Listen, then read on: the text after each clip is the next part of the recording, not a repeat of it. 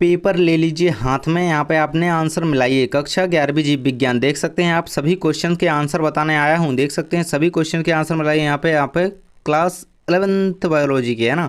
देख सकते हैं पहला क्वेश्चन था आपका, सही विकल्प के अकॉर्डिंग निम्नलिखित में से सबसे बड़ी कोशिका है तो कौन सी है? शुतुरमुर्ग का अंडा जो होती है सबसे बड़ी कोशिका होती है। आंसर याद रखिएगा। अगला क्वेश्चन है, वायरस मुख्यतः बने होते हैं तो वो वायरस जो होते हैं न्यूक्लियो प्रोटीन के है ना। केवल ना ही न्यूक्लिक मतलब केवल ना ही प्रोटीन के बने होते हैं, केवल ना ही न्यूक्लिक एसिड के बने होते हैं, बल्कि न्यूक्लियो प्रोटीन के बने होते हैं। आंसर याद रखेंगे। आपने जितने भी ऑब्जेक्टिव अपने सही लगाए हैं, मैं आपको सही के आंसर बता रहा हूँ, आपने तो लगाए होंगे अपने हिसाब से, लेकिन आपने जितने सही किए हैं आप जरूर से बताइएगा लास्ट में कि आपके इतने सही अंक के गए हैं, है ना। अगला क्वेश्चन है आपका, वाटसन एवं क्रिक के अनुसार डीएनए के एक चक्र में कितने न्यूक्लियोटाइड्स पाए जाते हैं? तो 10 प्रकार के पाए जाते हैं। आंसर रहेगा 10, है ना। प्रकार के नहीं, मतलब 10 संख्या होती है उनकी, 10 जो होते हैं न्यूक्लियोटाइड्स पाए जाते हैं। मैंने आपको जब वाटसन एवं क्रिक का मॉडल समझाया था तो उसमें ये वाला बताया भी था, है ना। तो इसके बाद देख सकते हैं आपको अगला क्वेश्चन दिया है, न्यूक्लियोटाइड्स मुख्यतः बने होते हैं तो किसके बने होते हैं? प्यूरिन, पायरिमिडीन तथा फॉस्फेट के। प्यूरिन, पायरिमिडीन, शर्करा तथा फॉस्फेट के। पायरिमिडीन, शर्करा तथा फॉस्फेट के। प्यूरिन, शर्करा तथा फॉस्फेट के। इसका आंसर रहेगा आपका ये नंबर वाला ऑप्शन, प्यूरिन, शर्करा तथा फॉस्फेट के। जरूर से चैनल को सब्सक्राइब करें और टेलीग्राम पर जरूर से जुड़ जाइए सभी छात्र, है ना। अगला क्वेश्चन है आपका, निम्नलिखित में से कौन सा तत्व हीमोग्लोबिन में होता है? हीमोग्लोबिन में कौन सा तत्व पाया जाता है निम्नलिखित में से? तो ये होता है लोहा, है ना, कि Fe, आयरन, है ना। तो लोहा Fe आपका सही आंसर रहेगा, आ नंबर का ऑप्शन। इसके बाद है आपका 6 नंबर का ऑब्जेक्टिव, केल्विन चक्र का प्रथम उत्पाद है तो क्या होता है? प्रथम उत्पाद जो होता है केल्विन चक्र, C3 चक्र जो होता है, इसका प्रथम उत्पाद होता है ऑक्जेलो एसिटिक अम्ल। ये रहेगा आपका सही आंसर, ऑक्जेलो एसिटिक एसिड, है ना। ग्लिसरिक एसिड इसका शायद हो सकता है, लेकिन मुझे यही लग रहा है, तो आप लोग जरूर से इस पर विचार कीजिएगा ज़रा, लेकिन यही आंसर राइट है जहाँ तक मुझे पता है ना। अगला क्वेश्चन आपका, रिक्त स्थानों की पूर्ति भरिए। रिक्त स्थानों की पूर्ति कीजिए। पहला क्वेश्चन इसमें, C3 चक्र को खालिस्तान के नाम से भी जाना जाता है। C3 चक्र को केल्विन चक्र के नाम से जाना जाता है। क्या? केल्विन चक्र। लिख लेंगे, आप तो पढ़े लिखे हैं यार, 11th में आगे। देख सकते हैं C3 चक्र को केल्विन चक्र। अगला क्वेश्चन है, क्रोंज रचना खालिस्तान पौधों में पाई जाती है। क्रोंज जो रचना होती है वो C4 जो पौधे होते हैं ना, C4 टाइप के पौधे। यहाँ पर अगर आपने C4 और C3 पौधों में अंतर किए हैं जो मैंने बोला था तो आपको इसका पता होगा। क्रोंज रचना जो है C4 पौधों में पाई जाती है, और जिसके उदाहरण अगर जानना चाहें आप तो गन्ना, मक्का, टोना वगैरह जो पौधे होते हैं वो C4 पौधों के उदाहरण हैं, और क्रोंज रचना गन्ना, मक्का इनमें पाई जाती है, और ये C4 पौधों में। इसका आंसर C4 रहेगा, है ना। इसके बाद आपका क्वेश्चन है अगला, विश्व में सबसे अधिक मात्रा में पाया जाने वाला एंजाइम है तो इसका आंसर रहेगा आपका रूबिस्को। रूबिस्को, रूबिस्को, है ना। इसके बाद अगला क्वेश्चन है आपका, प्रोटीन के श्वसन गुणांक का मान लिखिए। नहीं, शायद एक भूल गया। राइबोलोज 15 बाई फॉस्फेट में खालिस्तान में कार्बन परमाणु होते हैं। किसमें? कितने होते हैं, मतलब इसमें संख्या पूछी गई आपसे कि कितने जो हैं उसमें कार्बन परमाणु होते हैं, तो इसमें 5 होते हैं, है ना। 5 आंसर याद रखिएगा बच्चों, 5 रहेगा आंसर। इसके बाद देख सकते हैं, प्रोटीन के श्वसन गुणांक का मान कितना होता है। मैंने कई सारे क्वेश्चन बताए थे, उनमें से क्वेश्चन आए कि नहीं आए कमेंट बॉक्स में ज़रूर बताएंगे बच्चे, जो कि हमारे चैनल के जेन्युइन व्यूअर हैं, देखते हैं ना। तो जो लॉन्ग क्वेश्चन है, इतने सारे क्वेश्चन आए हैं, उनसे ही ऑब्जेक्टिव बने हैं। यदि आपने वो अच्छी तरीके से पढ़े होंगे विस्तार पूर्वक तो आप इनके आंसर बने होंगे। देख सकते हैं, प्रोटीन के श्वसन गुणांक का मान होता है तो 0.5 से 0.9 तक, है ना, ये होता है। इसके बाद अगला क्वेश्चन है आपका, ऑक्सीश्वसन में एक ग्लूकोज के अणु से कुल कितनी एटीपी ऊर्जा की प्राप्ति होती है? तो एटीपी की 38 अणु प्राप्त होते हैं। एटीपी ऊर्जा के 38 अणु प्राप्त होते हैं ऑक्सीश्वसन में एक ग्लूकोज के अणु से। एक ग्लूकोज के अणु से 38 अणु हो रही हैं एटीपी की प्राप्त। 38 आंसर रहेगा इसका, 38, है ना। आपके सत्य असत्य दिए गए हैं, ठीक से दिखाई नहीं दे रहा होगा, लेकिन आपको एडजस्ट कर लेना है थोड़ा सा। मैं आपको बता दूँ, आपको क्वेश्चन पेपर तो आपके हाथ में है ना।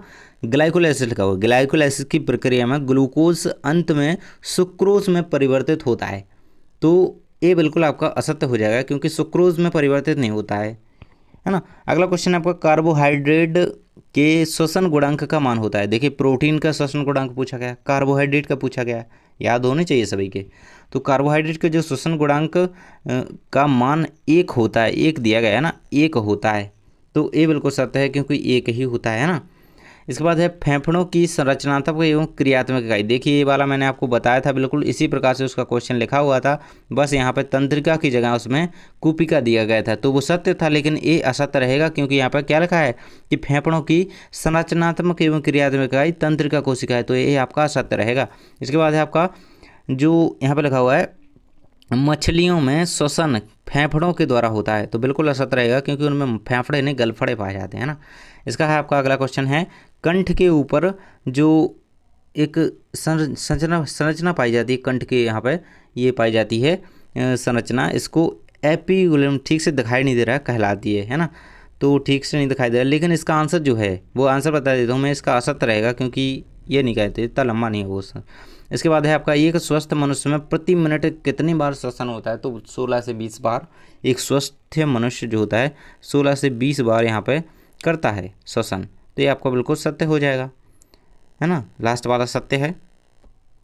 इसके बाद आपकी सही जोड़ियाँ आती हैं, सही जोड़ी के आंसर मैं लगा दूंगा, आप देख लेंगे, मिला लेंगे अपनी, और ज़रूर से कमेंट बॉक्स में बताएंगे कि मैंने कितने अंक अर्जित किए हैं, मतलब कितने का सही करके आए हैं ना। हीमोग्लोबिन, तो हीमोग्लोबिन में कौन सा तत्व, Mg तत्व पाया जाता है, देखिए है ना, हीमोग्लोबिन में Mg तत्व पाया जाता है, तो ये Mg नहीं, मैं शायद गलत बोल गया, देखिए इससे नहीं Mg की मिली है, हीमोग्लोबिन जो है रक्त में पाया जाता है ना, सॉरी, ये रहेगी आपकी बी नंबर से इसकी मिलेगी। इसके बाद आपका है ECG, ECG का जो पूरा नाम क्या है, इलेक्ट्रोकार्डियक ग्राम, ECG, ई से इलेक्ट्रो, सी से कार्डियक, जी से ग्राम। ये क्वेश्चन मैंने बताया था आपको, है ना, ECG का लॉन्ग क्वेश्चन बताया था, उसी के अकॉर्डिंग तो ये पूछा गया है। इसके बाद है आपका हृदय ध्वनि, तो पेसमेकर, स्फेग्नोमीटर, इसका आंसर रहेगा आपका स्टेथोस्कोप, यहाँ पर देख सकते हैं नीचे डी नंबर का ऑप्शन, डी नंबर की जो आपकी जोड़ी है थर्ड से डी की मिल जाएगी, स्टेथोस्कोप। रक्तदाब, तो स्फेग्नोमीटर, स्फेग्नोमैनोमीटर, है ना, ये रहेगी आपकी इसकी जोड़ी। इसके बाद है आपका SA नोड, है ना, कुछ आपको एक्स्ट्रा दे दी जाती है, SA नोड की आपकी पेस मेकर से मिल जाएगी जो कि इसके सामने ही दिया गया है। तो इस प्रकार से आपकी सही जोड़ियाँ पूरी कंप्लीट हो जाती हैं। ये एक्स्ट्रा दी गई थी जिनका यहाँ पे कोई औचित्य नहीं निकलता है बच्चों, यहाँ पे इन्हें कंप्लीट करते हुए आप आगे बढ़ेंगे, ये सभी कंप्लीट जरूर से कर लेंगे, है ना। और टेलीग्राम ग्रुप ज्वाइन करना है आपको, ध्यान है ना, करेंगे जरूर से करेंगे, है ना, आपको वहाँ पे इंपॉर्टेंट क्वेश्चन बताते हैं, इंपॉर्टेंट वीडियो सबसे पहले वहीं पे आता है, जिससे आप वीडियो में आ सकते हैं। यहाँ पे देख सकते हैं प्रत्येक मानव वृक्क में लगभग कितने नेफ्रॉन पाए जाते हैं, प्रत्येक मानव वृक्क में लगभग कितने नेफ्रॉन, तो यहाँ पर संख्या तो मैं बता नहीं सकता, इतने लगभग, देखिए देखिए देखिए देखिए, लगभग की बात कर रहा है ना, बहुत सारे पाए जाते हैं। आंसर रहेगा आपका। अगला क्वेश्चन है आपका मूत्र, मूत्र में ग्लूकोज की उपस्थिति किस रोग को दर्शाती है ना, मानव मूत्र में ग्लूकोज की ज़्यादा उपस्थिति हो जाए तो वो आप डायबिटीज़ को दर्शाती है, डायबिटीज़ यानी कि मधुमेह, मधु से मेह, है ना, मधु से मेह, मधु यानी कि शर्करा, ज़्यादा मीठापन, है ना, मधु से मेह को दर्शाती है, मधुमेह इसका आंसर रहेगा सेकंड का। अगला है बोमन संपुट कहाँ पर उपस्थित होता है, तो बोमन संपुट जो होता है नेफ्रॉन के अंत में, नेफ्रॉन की पूरी संरचना आई है आपकी पेपर में, उसके अंत में उपस्थित होता है क्या, नेफ्रॉन के अंत में बोमन संपुट। इसके बाद है आपका क्वेश्चन रक्त में ग्लूकोज का एकत्रित होना क्या कहलाता है, तो रक्त में ग्लूकोज एकत्रित हो जाए, देखिए वही तो है, ये आपका डायबिटीज़ है, दोनों डायबिटीज़ से रिलेटेड हैं, ये दोनों का आंसर डायबिटीज़ है ना। तो जब रक्त में ग्लूकोज बढ़ जाए, शक्कर सी बढ़ जाए ना, मीठापन, तो यहाँ पे डायबिटीज़ होती है, तो इसका आंसर डायबिटीज़ रहेगा। इसके बाद है आपका अगला क्वेश्चन दिया है पेरिकॉर्डियम द्रव का एक कार्य लिखिए, पेरिकॉर्डियल सही से दिखाई नहीं दे रहा है लेकिन जो भी है ना, इसका एक कार्य लिखना है, तो आंतरिक व पार्श्विक परतों के स्नेहन के रूप में कार्य करता है, कौन, पेरिकॉर्डियन द्रव, है ना, इसका आंसर याद रखेंगे। इसके बाद आपको क्वेश्चन दिया कोशिका की परिभाषा लिखिए, तो आपको पता ही होगा कोशिका जीवन की मूलभूत इकाई है, तो कोशिका की संरचना, कोशिका जीवन की संरचनात्मक क्रियात्मक इकाई है ना। इस प्रकार से आप इसकी परिभाषा भी दे सकते हैं। कोशिका का पूरा टॉपिक हमारे वीडियो चैनल पर अपलोडेड है, एक वीडियो जाकर के देख सकते हैं अगर देखना है तो, क्योंकि आपको बहुत काम आएगा, वो आपकी वार्षिक परीक्षा क्या 12th हो गया, उसके बाद आप परीक्षाओं की तैयारी करें उसके लिए भी। पेप्टाइड बंध किसे कहते हैं? मैंने क्वेश्चन बताया था पेप्टाइड बंध का, है ना, कोशिका का भी बताया था। डीएनए आरएनए में अंतर देखिए, मैंने क्वेश्चन बताए थे, जिसने भी वीडियो देखा था उनके बहुत अच्छे पेपर में आंसर लिखे होंगे। प्रकाश संश्लेषण की क्रिया को परिभाषित कीजिए। देखिए आपके जो उच्च पादपों में प्रकाश संश्लेषण 12 चैप्टर है, 11 नंबर का है, शायद 13 का है, 11 का है ना, इन दो में से, उसमें मैंने आपको एक क्वेश्चन बताया था। तो देखिए क्वेश्चन आए हैं, हम जो बताते हैं वो क्वेश्चन पूछे जाते हैं। अगर इसका अथवा है किन्हीं दो प्रकाश संश्लेषी पर्णकों के नाम लिखिए। कमेंट बॉक्स में जरूर से बताएं कितने अंक के ऑब्जेक्टिव आपके सही हो गए हैं। श्वसन गुणांक को स्पष्ट कीजिए। देखिए ये नहीं बताया था मैंने, लेकिन ऑक्सीश्वसन बताया था, है ना, जो बताए थे वो बताऊंगा कि जो ये बताए थे, है ना। श्वसन ऑक्सीश्वसन को स्पष्ट कीजिए, ये बताया था मैंने। इसके बाद है आपका जैव क्षमता के बारे में, फुफ्फुसीय द्रव के दो कोई कार्य लिखिए। तो जैव क्षमता इनमें से नहीं बताया। लसिका, ये दोनों क्वेश्चन बताए थे, ये दोनों क्वेश्चन मैंने बताए थे और आए हैं यहाँ पर लिखे के लिखे। इसके बाद देख सकते हैं यूरियोटैलिक जंतुओं को परिभाषित कीजिए। अमीनोटैलिक जंतु को परिभाषित कीजिए। पादप कोशिका जंतु कोशिका को कोई 3 अंतर लिखिए। ये वाला क्वेश्चन बताया था, बिल्कुल सेकंड नंबर का वही क्वेश्चन बताया था, है ना। तो ये वाला क्वेश्चन भी बताया था मैंने। बहुत सारे क्वेश्चन जो बताया है, ये वाला भी बताया था। देखिए इतने सारे अंक मैंने कंप्लीट करवा दिए। ये वाला भी बताया था, है ना। तो सारे क्वेश्चन ऐसे हैं जो कि रिपीटेड होते हैं और आते हैं। आप लोग अगर ध्यान से पहले पढ़ लें परीक्षा के, तो बहुत अच्छा आपका पेपर जाए, है ना। परिसंचरण तंत्र, है ना, खुले एवं बंद आया है, लेकिन मैंने दोहरे परिसंचरण तंत्र बताया था, उसी से रिलेटेड है, इसमें अंतर आया है। तो अगला है आपका किन्हीं 3 रक्त समूह को स्पष्ट कीजिए। इसके बाद आपके क्वेश्चन दिए गए हैं यूकैरियोटिक गुण व प्रोकैरियोटिक गुणसूत्र में कोई 4 अंतर आपके बहुत सारे पूछे गए इस बार, है ना। प्रोकैरियोटिक व यूकैरियोटिक कोशिका में अंतर, है ना, इंपॉर्टेंट बताया था। इसके बाद है जीवों में कार्बोहाइड्रेट के 4 प्रमुख कार्य। इसके बाद ये लास्ट क्वेश्चन जो मैंने बताए थे, देख सकते हैं ग्लाइकोलाइसिस व क्रेब्स चक्र में कोई 4 अंतर लिखिए। ये वाला क्वेश्चन मैंने बताया था ना, कंप्लीट करवाया था। ये रहेंगे आपके क्वेश्चन। इस प्रकार से आपके यहाँ तक पूरा पेपर कंप्लीट होता है। और ये सारे क्वेश्चन आपने यदि अच्छी तरीके से कंप्लीट किए थे, जैसा भी पेपर करके आए हैं, आई होप कि आप अच्छा पेपर करके आए होंगे। जैसा भी है ठीक है। अब अगली परीक्षा की तैयारी कीजिए, जो आपका अगला पेपर है ना, केमिस्ट्री का है ना, उसके लिए आप अगला अच्छी तरीके से उसका बेस्ट देंगे, ऐसी मैं आशा करता हूँ।